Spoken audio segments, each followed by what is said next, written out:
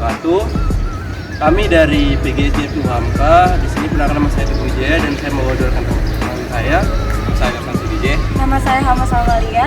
Di sini kita akan melaksanakan observasi dan wawancara mengenai mata kuliah PLP. Apa saja yang kita wawancarai dan apa saja yang ingin kita ketahui tentang sekolahan SD Susukan 7 pagi. Ikutin terus wawancaranya, guys. Ayo, guys. Oke. Sebelumnya, Assalamualaikum warahmatullahi wabarakatuh. Sebelumnya, Ibu, perkenalkan kami dari mahasiswa FKIP Hamka Prodi PGSD.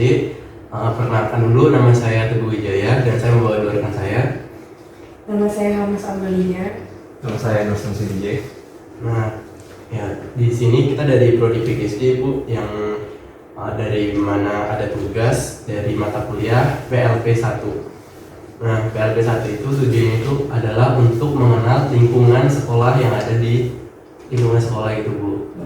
Nah, di sini kita itu tujuannya itu untuk mewawancarai apa saja sih fasilitas, terus akreditasi, terus apa sistem pembelajaran di sekolah ini seperti apa gitu. Nah, di sini aspek wawancaranya juga di situ udah ada bagian-bagiannya gitu ya. Nah, selanjutnya kita langsung mulai aja sesi tanya jawabnya. Lalu ada berapa jumlah seluruh guru dan staf yang ada di sekolah ini? Seluruh staf di sini ada 23. 23 terdiri dari 18 guru kelas dan guru bidang studi, kemudian 4 tenaga pendidikan, kemudian yang saya sendiri 1 kepala sekolah. Lalu bagaimana jam belajar siswa? Apa ada sistem pembagian waktu seperti pagi dan siang? Ya, tadi sesuai dengan yang saya sebutkan tadi untuk kelas 2 paralel jadinya. Jadi dari pukul setengah 7 sampai pukul 10.15, kemudian dilanjutkan setengah 11 sampai pukul setengah 3. Jadi ada satu kelas itu kelas 2. Lalu apa saja keunggulan dan kelebihan sekolah ini dibandingkan dengan sekolah-sekolah lainnya? Ya. Menurut Ibu sendiri. Kalau keunggulan ini pasti di sekolah itu ada kekuatan dan kelemahan ya. Iya. Nah, ini kita lihat keunggulannya ya. Iya, Alhamdulillah di kekuatan di sekolah kita lingkungannya kondusif, ya, aman ya, jauh dari pasar, jauh dari terminal, itu keunggulan dari sekolah kita. Kemudian yang kedua, dukungan dari orang tua, masyarakat, ya, kita berhubungan baik dengan masyarakat, maka itu otomatis akan mensupport kegiatan kita dan juga melindungi keamanan dari sekolah kita sendiri. Itu dari segi apa? Bangunan ya. Yang ditanyakan tentang keunggulan dan kelebihan sekolah ini. Dibanding sekolah yang saya dari tempat tadi strategis ya, untuk kita di sini anak-anaknya ya, alhamdulillah mudah untuk beradaptasi sehingga dalam pembelajaran lebih mudah. Jadi ketika ada lomba tuh kita insya Allah selalu dapat gitu. Insya Allah ada. Lalu di sini ada kultur sekolah, Bu. Menurut Bapak atau Ibu, usaha apa yang dilakukan untuk menjadikan sekolah ini lebih bermutu? Kalau menurut saya sekolah bermutu jika di dalam itu sendiri internalnya itu udah bagus. Jadi artinya bermutu tuh guru-gurunya bermutu, terusnya kurikulumnya juga kita buat lebih baik lagi gitu, yang support dengan keadaan kita di sini. Kemudian didukung dengan tendik. Nah, itu membuat sekolah itu jadi bermutu. Jadi kalau misalnya guru, kepala sekolah, tendik, masyarakat bersatu, insya Allah sekolah akan bermutu. Itu, tapi kalau misalnya ada yang gurunya nyeleneh lah, atau gurunya misalnya mangkir dan sebagainya, atau tendik atau kepala sekolahnya juga nggak amanah, itu hancur lah ya. Tapi kalau misalnya bersinergi, setiap sekolah pasti akan bermutu. Jadi harus ada kerjasama. Betul, harus ada kerjasama. Betul. Lalu menurut Ibu, bagaimana model penerapan yang dilakukan kepala sekolah dalam meningkatkan mutu pendidikan? Ya, penerapannya kita mengadakan semacam diklat ya buat guru-guru ya. Jadi kita mengadakan itu. Kemudian kalau bisa tutor sebaya ya. Jadi ada bapak ibu guru yang berlebih pengetahuannya atau memiliki pandangan lebih luas untuk mengenai suatu konsep, itu dibagi jadi tutor sebaya. Itu sebelum pandemi kami sering melakukan itu. Gitu. Jadi seperti itu penerapannya. Jadi setelah seperti ini, contohnya nih, ada diklat tentang kurikulum cacing ya, untuk sekolah kami, untuk guru kami. Nanti guru kami ini langsung men-share kepada teman-teman, ke teman-teman guru. Nah, guru ikut kegiatan ini lalu membagikan kepada siswa. Gitu. Jadi ada penerapannya dari dinas itu. Gitu. Alhamdulillah sih itu sudah terlaksana. Lalu ada bagaimana kultur atau budaya yang diterapkan di sekolah ini, contohnya seperti melakukan 5S, yaitu senyum, sapa, salam, sopan, dan santun. Dan apa ada siswa menerapkan kegiatan tersebut dengan baik? Alhamdulillah di sini penerapan 5S sangat digalakkan ya. Nah, contohnya saya. Iya. Iya, karena pemimpinnya gitu. Iya, pokoknya masalah apapun sikapi dengan senyum aja ya. Biar kita aja yang tahu menangis di serangan. Oke. Untuk 5S sendiri alhamdulillah kita menerapkan ini, bahkan kita punya slogan suju. Suju S-nya itu sehat, ya. U-nya unggul, J-nya jujur, U-nya uhuah, H-nya harmonis. Masya Allah ya.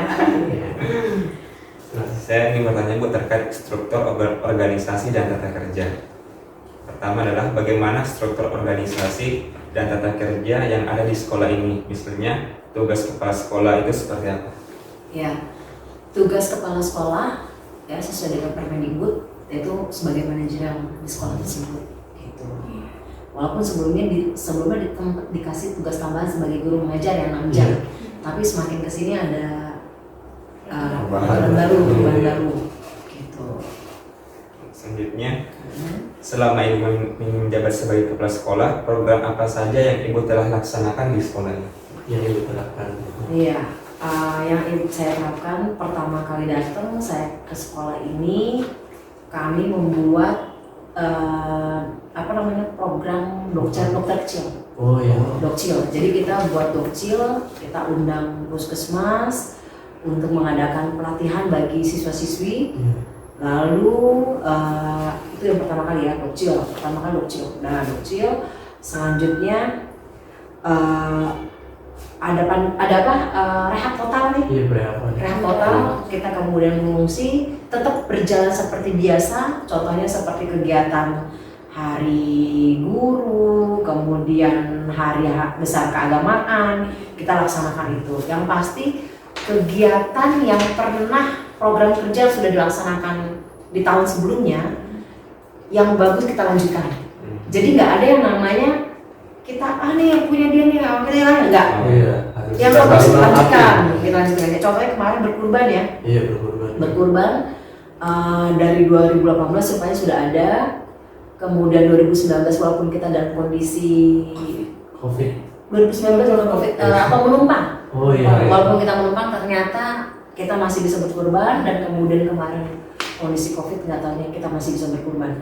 Alhamdulillah, barakallah ya, kita jalanin program-program yang sudah ada di kalender kita juga, kalender akademik kita. Jadi tidak terlepas tadi program itu dari kalender kita, Pak. Iya. Oke, selanjutnya untuk peraturan dan tata tertib sekolah Bu. Untuk peraturan dan tata tertib yang telah dibuat, apakah dalam proses pelaksanaan mengalami kendala? Jika iya, bagaimana solusi yang akan diberikan? Apakah ada sanksi atau peringatan kepada pelanggar peraturan tersebut? Iya, biasanya anak siswanya belajarnya kan kalau misalkan terlambat gitu, apa sanksi yang diberikan gitu? Bapak Ibu boleh percaya atau tidak, Masya Allah, anaknya siswanya nggak ada yang terlambat, beneran saya nggak bohong. Saya beneran, saya bukannya ngalamin ya, tapi emang kondisinya seperti itu. Anak-anak di sini tuh rupanya alhamdulillah Susukarno 7 itu tertib ya. Mungkin ada bapak istri sama istri udah ada kan? Hawanya kan lain ya, gitu kan ya. Gitu. Jadi istilahnya memang Susukarno 7 tuh anak-anaknya, orang tuanya, Masya Allah, kerjasamanya tuh solid banget. Gitu loh. Jadi makanya ketika ini nggak ada kendala, orang semuanya baik-baik aja gitu. Aman-aman. Kalau boleh tahu itu masuknya jam berapa kalau Masuk tuh pukul setengah 7. setengah tujuh ya, Mas? Setengah 7. Oh, jadi di sini pagi, masuknya pagi banget udah ini ya. Udah setengah 7 tuh udah Iya. datang gitu. Kalau dulu kan pasti zaman saya itu sekolah itu masuk jam 7. Sekarang setengah 7 dan tertib juga nih. Dan tertib. Iya, Alhamdulillah di insya Allah. sini tertib.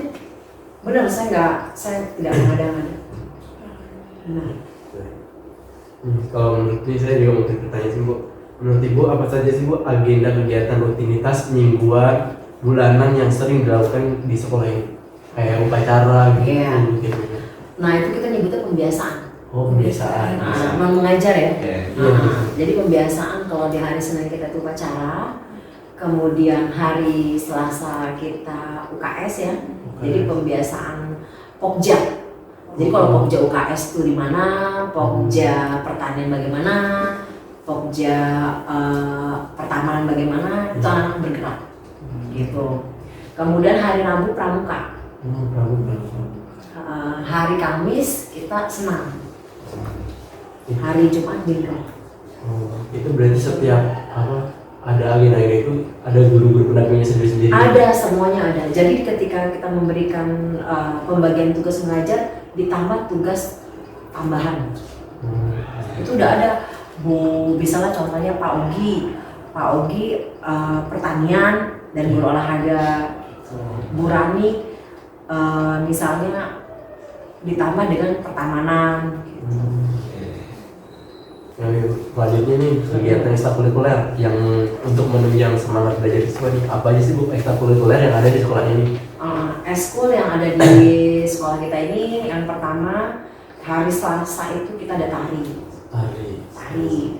Kemudian hari Senin hari Senin silat. Hari Senin silat, Selasa tari, Rabu itu marawis, ya.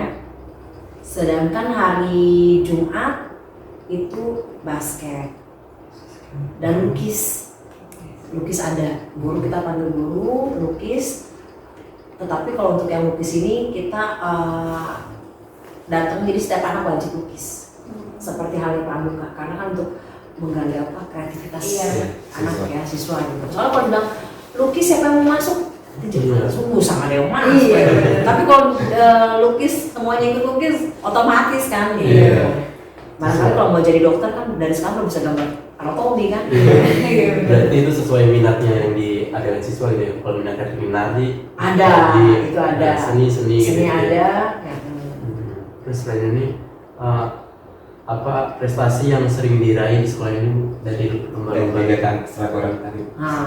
Kalau yang dari segi itu yang paling sering lukis yang sering ini.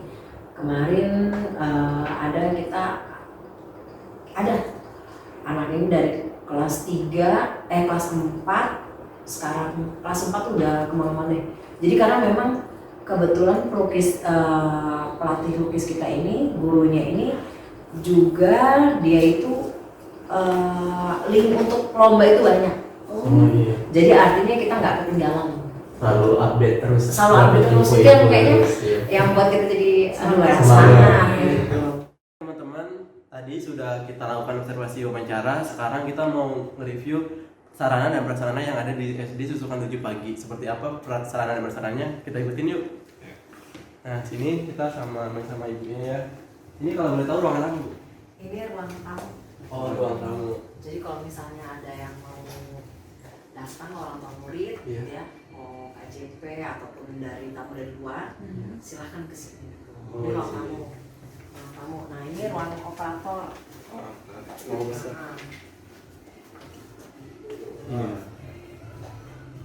Iya. Ini ruang guru, ya. Kita di sini tulisannya itu seperti dengan ruang kelas. Di sini tulisannya nama-nama pahlawan. Oh, nama-nama. Jadi di ruang Ki Hajar Dewantoro, ruang Ahmad Dahlan, ruang Hasyim Asy'ari. Oh, itu Ya. biar siswanya juga tahu itu Mengenal apa. pahlawan. Iya, mengenal pahlawan. Nah, ini ruang guru. Ya, ini ruang guru. Iya, mana Ibu?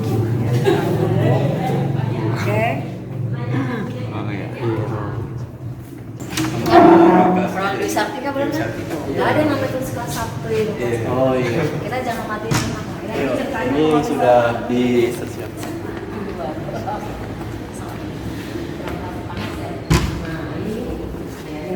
Ini salah satu ruang. Sekaligus kalau misalnya kita ada rapat ya, rapat gugus kalau misalnya itu di sini. Fasilitasnya di situ ada pojok pustaka, Ada AC. ada AC. Ini fokusnya mobile ya?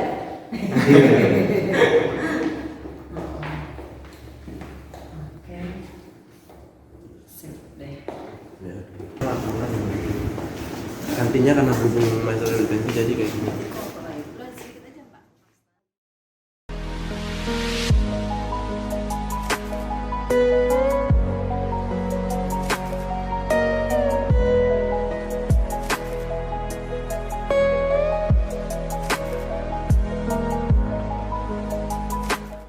Sekian video wawancara saya bersama Kepala Sekolah SDN Susukarno 7. Kurang lebihnya mohon maaf.